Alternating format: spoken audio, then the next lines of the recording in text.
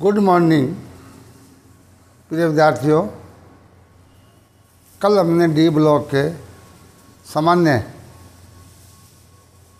11 लक्षण बताए थे। अंतिम 4 लक्षण हो रहे हैं। उनमें 12वां है रंगीन यौगिक।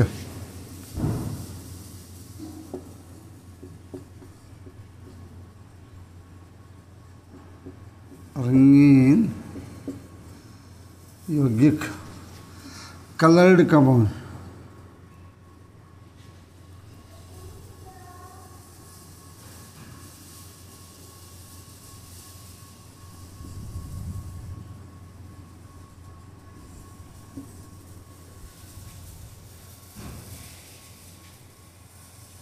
संक्रमण तत्वों से बने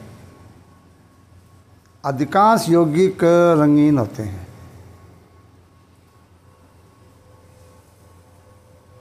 लाल, पीला, हरा, बैंगनी, गुलाबी। जबकि आपको बताया गया कि एस ब्लॉक की धातु, यही भी धातु है, तो एस ब्लॉक के तत्वों से बने यौगिक रंगहीन होते हैं, कलरलेस। जबकि डी ब्लॉक के तत्व रंगीन से बने यौगिक रंगीन होते हैं।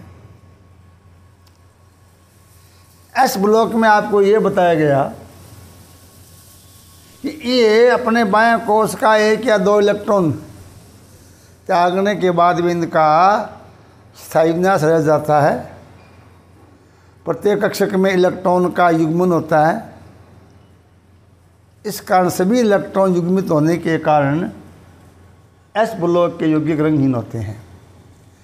लेकिन डी ब्लॉक के तत्वों से बने जो यौगिक हैं उनके यौगिकों के धातु आयन होता है Cu+, Cu2, Zn+2, Fe+2, Fe3, Mn2। यानी इनमें इलेक्ट्रॉन त्यागने के बाद में धनायन 2 या 3 प्रकार भिन्न भिन्न आयन होते हैं, संयोजकता होती है।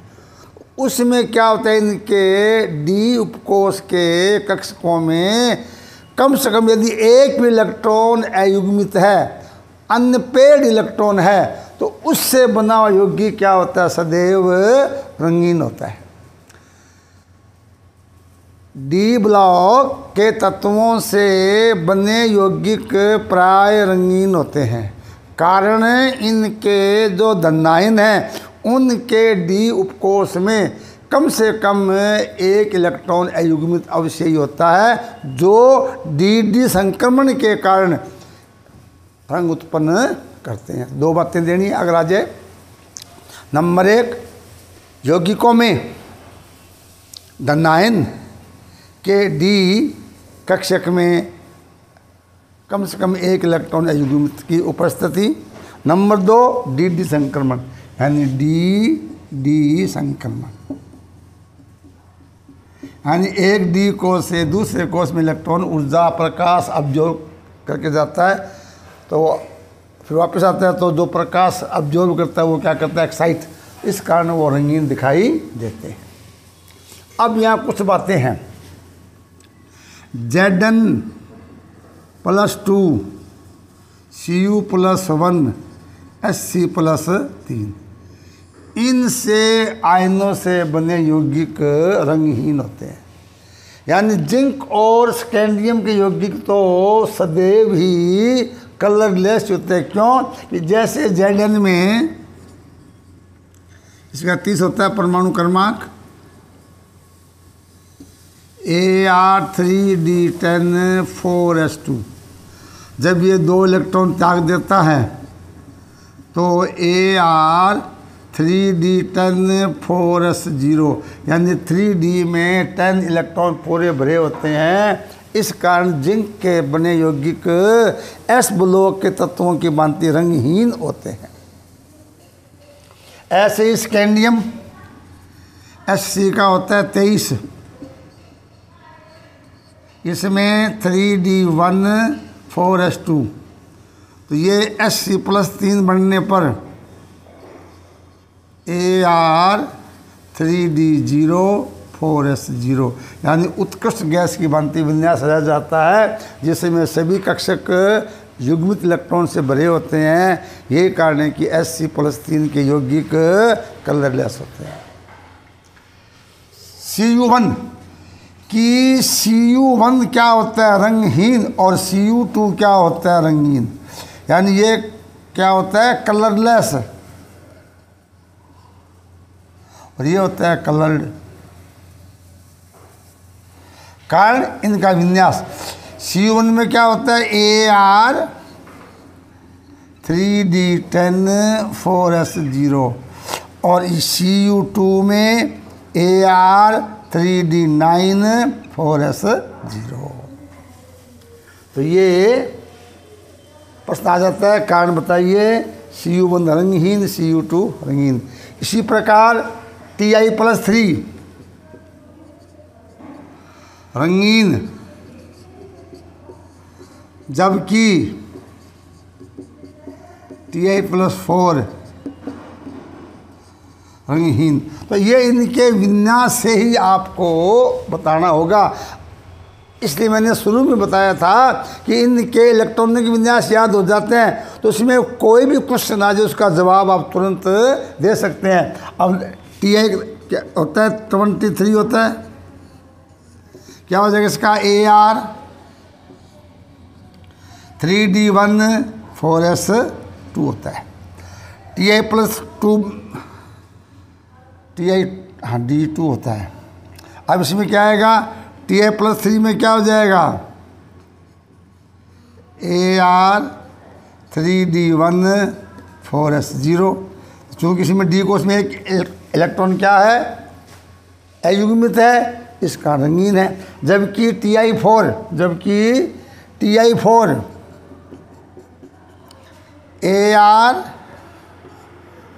Ar3D0 4s0। तो ये रंगीन प्रकृति के बारे में है।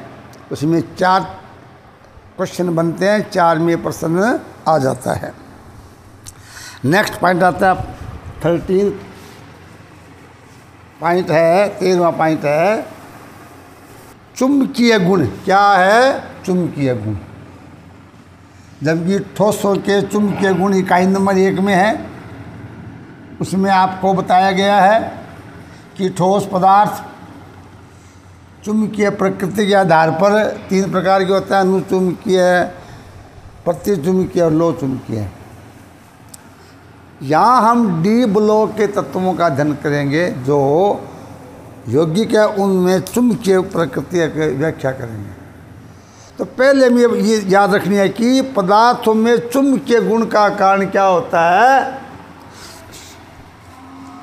इलेक्ट्रॉन। क्या होता है, इलेक्ट्रॉन।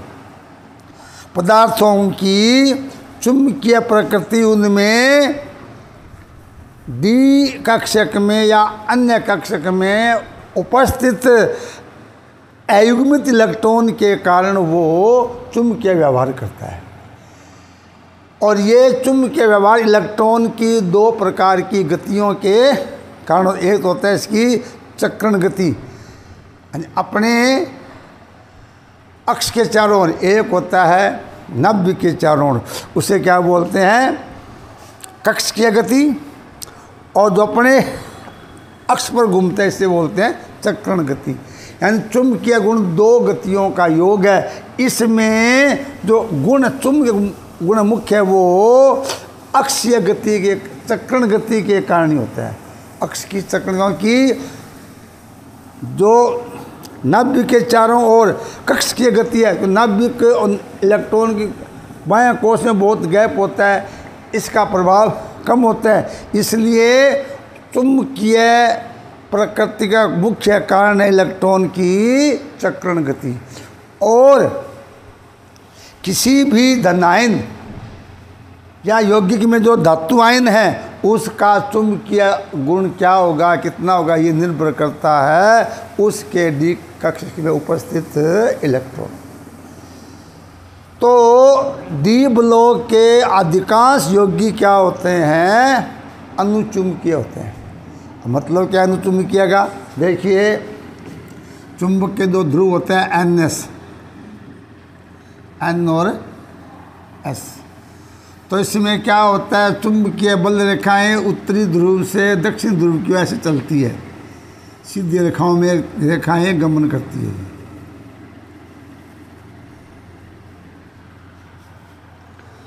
अब यदि ऐसा पदार्थ रख दे, यहाँ कोई पदार्थ रख देते हैं, अब क्या होता है कि ये पदार्थ इसका अनुयात ये चूँकि अगर ये इनको आकर्षित करता है, उनको गति को बढ़ा दे, पदार्थ चुंबकीय बल रेखाओं की तीव्रता को बढ़ा देता है, तो वो क्या कहलाता है, अनुचुंबकीय।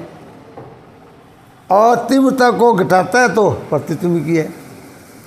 और तीव्रता बहुत तीव्रता से बढ़ाता है और चुंबक के क्षेत्र से हटा लेने के बाद चुंबकीय गुण वो रहता ही है, वो होता है लो चुंबकीय। तो यहाँ ये हमें बताना है कि डी ब्लॉक के तत्वों से बने यौगिक प्राय अनुचुंबकीय होते हैं, अर्थात चुंबकीय क्षेत्र में रखने पर उसकी तीव्रता को बढ़ा देते हैं। अब क्या कारण, क्यों बढ़ाते हैं कि इनके जो धनायन हैं उनमें डी कक्षक में अयुग्मित इलेक्ट्रॉन के कारण वो, क्योंकि एक सूक्ष्म इलेक्ट्रॉन चुंबक की भांति व्यवहार करता है, इलेक्ट्रॉन सूक्ष्म चुंबक की भांति व्यवहार करता है, इसलिए अयुग्मित इलेक्ट्रॉन संख्या जितनी ज़्यादा होगी उस यौगिक में उतने चुंबकीय गुण उपस्थित होंगे। तो कारण क्या है, डी कक्षक में उपस्थित अयुग्मित electron, presence of unpaired electron in the D orbital cause paramagnetism, चुंबकीय गुण को दर्शाते हैं। अब यहाँ चुंबकीय गुण कितना होता है धनायन में, इसके एक सूत्र दिया हुआ है, किसी संकुल यौगिक के धनायन में उसका चुंबकीय गुण कितना होगा, जो कि बोर मैग्नेटोन में होता है। उसके लिए एक फॉर्मूला है, फार्मूला क्या होता है, म्यू बराबर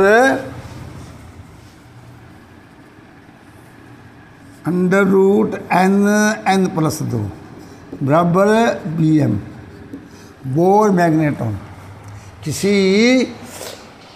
यौगिक का चुंबकीय गुण कितना होता है, इसका एक फॉर्मूला है, चुंबकीय गुण म्यू बराबर √n+2, जहाँ n क्या है, नंबर ऑफ अनपेयर्ड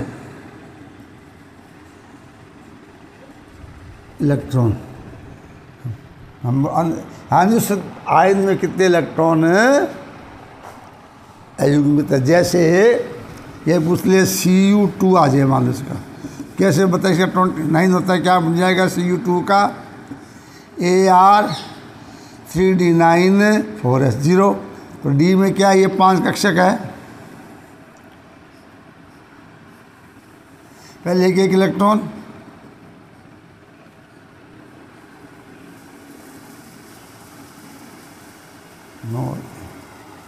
ओके, मतलब क्या, एन बराबर क्या आएगा, 1 आएगा, तो म्यू मान निकाल लीजिए, क्या आ जाएगा, 1 a+2 √3 बराबर Bm। इसी पर आ जाए Ni+2, क्या आ जाए, Ni+2, Ni का 28 होता है, क्या आ जाएगा, 3D8 4s2 होता है। जब 2 आ जाए ये आ जाए 3, ये हो जाएगा, इसमें अब क्या, इसमें ये हो जाएगा 3 8 का, एन का मान क्या हो जाएगा, 2 2 2 8 इस प्रकार परीक्षा में आपको एक आयन दे देगा, उसमें जैसे Mn2 आपको Z दिया होगा 25, CO+3 Z बराबर 27, Cr+3 Z बराबर 24। तो आपको परमाणु क्रमांक दिया होगा तो समझ जाएंगे, उसमें 27 इलेक्ट्रॉन है, 27 प्रोटॉन है। अब क्या +2 है तो यहाँ 23 इलेक्ट्रॉन रह जाएंगे। यहाँ 3 है तो 24 रह जाएंगे, यहाँ 21 रह जाएंगे। यानी एटॉमिक नंबर दिया होगा, परमाणु क्रमांक दिया होगा, उस पर आवेश को देख लेंगे कितने इलेक्ट्रॉन त्यागे हैं, बाद में डी में आप देख लें कितने इलेक्ट्रॉन अयुग्मित है, वही क्या उसके चुंबकीय गुणों की व्याख्या को करता है। तो ये था चुंबकीय गुण। उसके बाद में नेक्स्ट 14वां गुण है अंतराकाश यौगिक। अंतराकाश नेक्स्ट है अंतराकाश।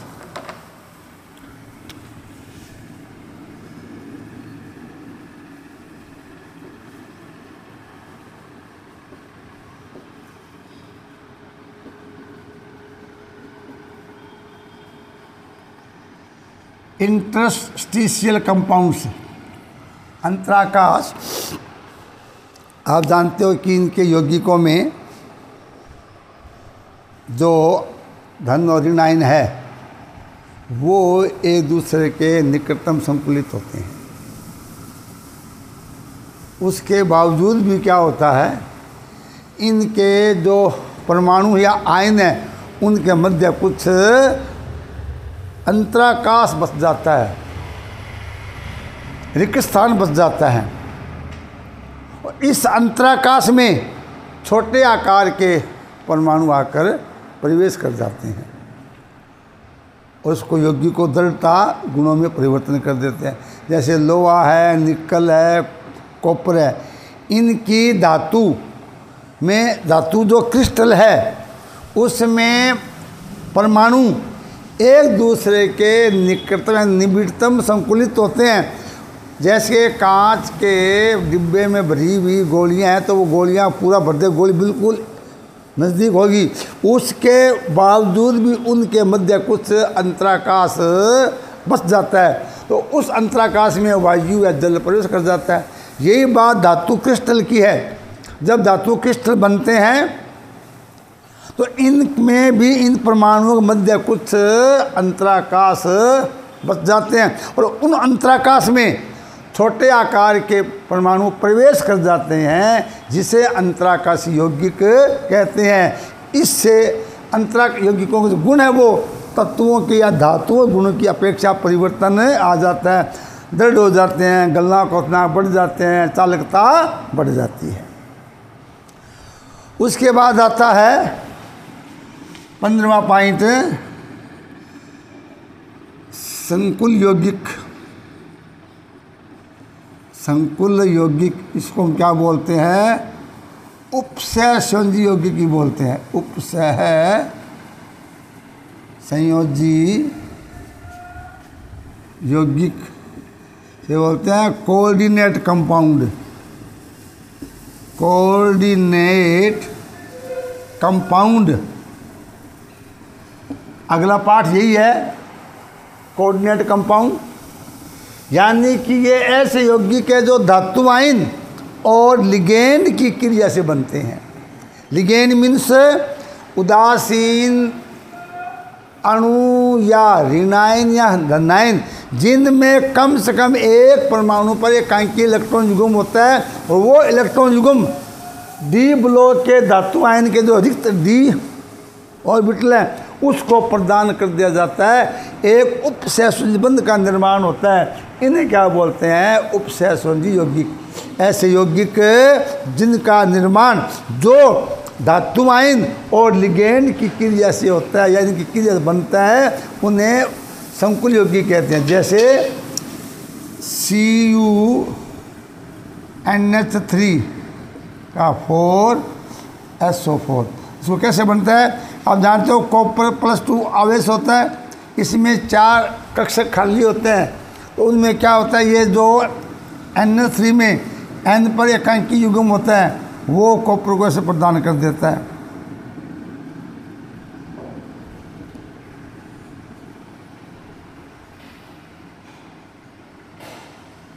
ये युग्म है वो Cu कुछ प्रकार प्रदान। ये जो संकेत किसका है, उपसहसंयोजी बंध का है, जिसमें ये एक संकुल आयन है। तो ये संकुल आयन से क्या संकुल यौगिक बनता है। तो ऐसे यौगिक जिनमें लिगैंड केंद्रीय धातु आयन को एकांकी इलेक्ट्रॉन प्रदान करके उपसह संयोजबंध के द्वारा बंधे होते हैं, उपसह संयोगिक कहलाते हैं। तो डी ब्लॉक के तत्वों के अधिकांश जो धनायन हैं वो संकुल यौगिकों का निर्माण करते हैं। अब आता है क्यों करते हैं, तो दो कारण है। नंबर एक, प्रेजेंस ऑफ रिक्त एम्प्टी डी ऑर्बिटल। क्या है? Presence of empty D orbital. Second 3d 4s और 4p कक्षक होते हैं, ये रिक्त होते हैं। और दूसरा डिफरेंट ऑक्सीडेशन नंबर, यानी भिन्न भिन्न ऑक्सीकरण अवस्था। तो जितनी अधिक ऑक्सीजन होंगी क्या होगी, उतने रिक्त डी कोष होंगे या एस कोष होंगे या पी कोष होंगे, तो उनमें उतने अधिक लिगेंड है वो इलेक्ट्रॉन युग्म प्रदान कर देते हैं। तो संक्रमण तत्वों से बने यौगिक संकुल होते हैं। कारण एक, तो इनमें 3d 4s 4p रिक्त होते हैं। नंबर दो, इनमें अधिक ऑक्सीकरण अवस्था यानी अधिक धनावेश। जितना अधिक धनावेश होगा उतने इसमें कक्षक क्या होंगे, रिक्त होंगे, उतने अधिक संकुल यौगिकों का निर्माण होता है। ये अगली इकाई में आएगा, पूरा चैप्टर है कोऑर्डिनेट कंपाउंड। और लास्ट है मिश्र धातु। मिश्र धातु जब दो या दो से अधिक धातुओं को एक निश्चित अनुपात में मिलाकर पिघलाकर ठंडा करते हैं तो एक नई धातु प्राप्त होती है। इसे क्या बोलते हैं? मिश्र धातु बोलते हैं। जैसे पित्तल क्या होता है? तांबा और जिंक। कांसा क्या होता है? तांबा और टिन और तांबा। स्टील क्या होती है? लोहा, क्रोमियम, निकल, मैग्नीज। यानी कि दो या दो से अधिक धातुओं को एक निश्चित अनुपात में मिलाया जाता है, बने पदार्थ को मिश्र धातु कहते हैं। तो डी ब्लॉक के अधिकांश जो तत्व है उनमें मिश्र धातु बनाने की कैपेसिटी या गुण होता है। कारण आ जाए कि संक्रमण धातु में मिश्र धातु का बनाने का कारण क्या है, तो चूंकि इनकी जो क्रिस्टल संरचना है, क्रिस्टल जालक है, इसमें इनके परमाणु का आकार लगभग क्या होता है? समान। आपको पहले बताया जा चुका है कि डी ब्लॉक के तत्वों का, धातुओं का जो आकार है लगभग समान होता है। तो जिसके कारण क्या, जब दो धातुओं को मिलाया जाता है तो उनके एक क्रिस्टल के परमाणु दूसरे धातु क्रिस्टल में उनको वहाँ से हटा देते हैं, वो प्रवेश कर जाते हैं। इस प्रकार दो धातुओं का एक नया यौगिक बनता है, एक मिश्रण बनता है। दैट इज कॉल्ड मेटल मिश्र धातु। ये है डी ब्लॉक के गुण। परीक्षा में मोस्टली आता है कि कारण बताइए, तो इसमें 15 प्रश्न है, 15 में कोई कारण बताइए हो सकता है। एक इसमें चुंबकीय गुण का न्यूमेरिकल आ सकता है, अदरवाइज का इलेक्ट्रॉनिक विन्यास और कुछ अपवाद। अब इसमें नेक्स्ट पार्ट है इसका एफ ब्लॉक। एफ ब्लॉक वो कल कराएंगे। Thank you.